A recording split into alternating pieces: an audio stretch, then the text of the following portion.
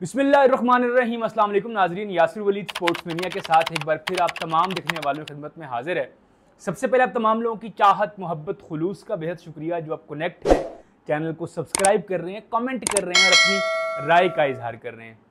नाज़रीन, Pakistan cricket team के नए टेस्ट कप्तान शान मसूद की अपनी इनफरादी कारकर्दगी की वजह से वो जेर बहस हैं, लेकिन बतौर कप्तान साथी प्लेयर के साथ उनका जो रवैया है उसकी वजह से भी वो अब जेर बहस आ चुके हैं। उनके ऊपर सवालात खड़े हो रहे हैं। अगर बात करें कि शान मसूद साथी प्लेयर से जेलसी करते हैं, जलन करते हैं या नहीं करते, या इस हवाले से दो मुख्तलिफ आरा पाई जाती हैं। इस हवाले से कुछ लोगों के नज़दीक जो फैसले करते हैं शान मसूद, वो टीम के लिए करते हैं और इनफरादी रिकॉर्ड्स या इनफरादी संगे मील के लिए नहीं कर रहे। लेकिन इस हवाले से हकायक क्या हैं, इसका हम जायज़ा लेते हैं, क्योंकि एज ए कैप्टन ये उनकी दूसरी सीरीज़ है और दूसरी सीरीज़ में ये दूसरा वाक़या आ रहा है कि वो अपने ही साथी खिलाड़ी को बड़ा संगे मील अबूर करने से रोक रहे हैं। इसका जायज़ा लेते हैं कि वो क्या वाक़यात हैं, क्या वाकई शान मसूद की जो अटेंशन थी वो कुछ और थी या वही थी जो कि महसूस की जा रही है। अब यहाँ पर दो चीज़ें हैं। अभी ताज़ा वाक़या मोहम्मद रिजवान के हवाले से है, जिन्हें वो डबल सेंचुरी मुकम्मल नहीं करने देते और जब खेल जारी होता है आखिरी सेशन का तो उसमें मजमूई तौर पर दूसरा दिन होता है और मोहम्मद रिजवान 109वें ओवर की जो 3 गेंदें हैं डॉट करने के बाद चौथी गेंद पर चौका लगाते हैं, अगली गेंद पर सिंगल रन्स लेते हैं और फिर चौका लगाते हैं। इसके बाद वो अपनी डबल सेंचुरी की जानिब रवां दवां होते हैं और इसी क्रीज पर मौजूद, यानी कि दूसरे एंड पर मौजूद शाहीन शाह अफरीदी आते ही तेजी से बैटिंग जरूर करते हैं, लेकिन बाद में वो भी मोहतात अंदाज में बैटिंग शुरू कर देते हैं। तो लगता ऐसा है कि जैसे पाकिस्तान टीम मजीद कोई विकेट गंवाए बगैर सेशन गुजारना चाहती है या कम से कम खराब गेंद को ही हिट करना चाह रही है। इसके बाद जो अगला ओवर आता है उसमें शाहीन शाह अफरीदी 3 डॉट बॉल्स खेलते हैं, फिर 2 गेंदों पर डबल रन्स लेकर आखिरी जो गेंदें हैं वो सुकून से गुजारते हैं। यानी उनके जहन में बिल्कुल नहीं होता कि हम इनिंग्स डिक्लेयर करने वाले हैं, लेकिन आखिरी गेंद डॉट करके जैसे ही वो स्ट्राइक मोहम्मद रिजवान को देते हैं तो ड्रेसिंग रूम में बैठे हुए कप्तान शान मसूद वहां से इशारा कर देते हैं कि आप ग्राउंड से बाहर आ जाएं और पाकिस्तान की पहली इनिंग्स डिक्लेयर करने का ऐलान कर दिया जाता है। यह सूरत हाल बड़ी ही अजीब व गरीब है। इसके दो पहलू हैं। एक पहलू तो यह है कि शान मसूद ने अगर ऐसा फैसला किया जिस तरह के कहा जा रहा है कि वो जाती रिकॉर्ड के बजाय वो टीम के मुफाद को देख रहे हैं, लेकिन देखना ऐसा है कि जाती रिकॉर्ड की अहमियत नहीं होती, ये अलग चीज है, या किसी को जाती रिकॉर्ड बनाने ही नहीं दिया जाता तो ये एक अलग चीज है। और अगर हालिया हालात देखें तो लगता ऐसा है कि शान मसूद दूसरे फार्मूले पर चल रहे हैं।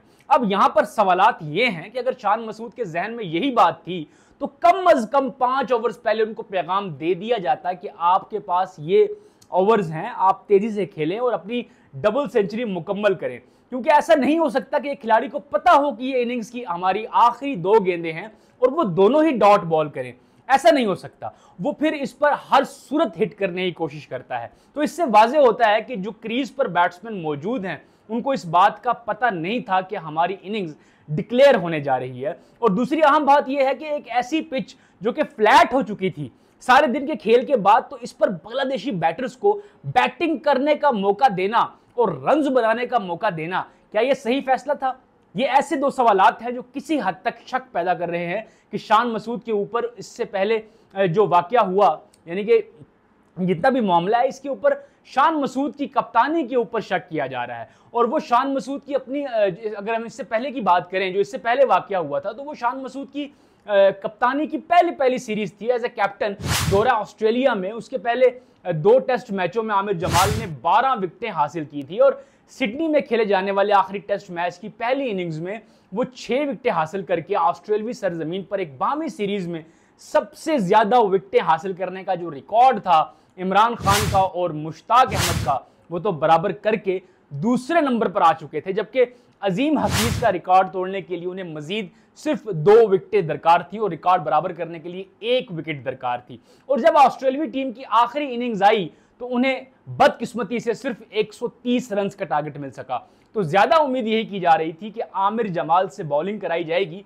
एक तो वो फॉर्म में है, गुज़िश्ता इनिंग्स में 6 विकेटें हासिल कर चुके हैं, और इसी पाकिस्तान की आखिरी इनिंग्स में जोश हेजलवुड जो कि फास्ट बॉलर हैं वो भी 4 विकेटें हासिल कर चुके हैं। यानी कि जो पिच है वो फास्ट बॉलर्स को सपोर्ट कर रही है, लेकिन यहां पर बिल्कुल उल्टा फैसला लिया गया कप्तान शान मसूद की जानिब से।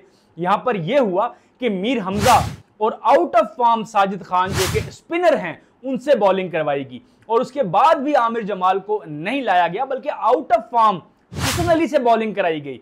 इसके बाद पार्ट टाइमर सलमान अली आगा से बॉलिंग कराई जाती है, और जब बॉलिंग दी गई आमिर जमाल को तो मैच एक तरह से पाकिस्तान के हाथ से निकल चुका था।